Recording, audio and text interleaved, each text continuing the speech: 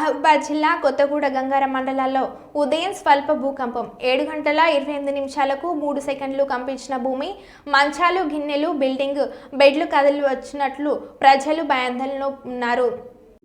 సోఫాలు మొత్తం కదులుతున్నాయంట సామాన్లు. ఎంతసేపు అవుతుంది మీకు ఇట్లా కదలబట్టి? 5 నిమిషాల కిందనే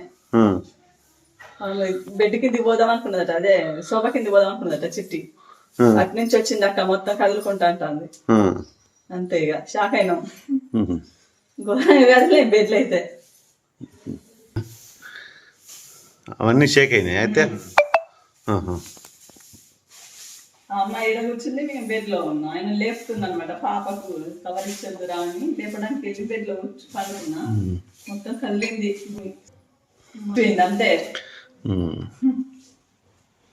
ఇంకా హిందూ లేదు, అందరూ అక్కడ కుప్ప అయిపోయింది.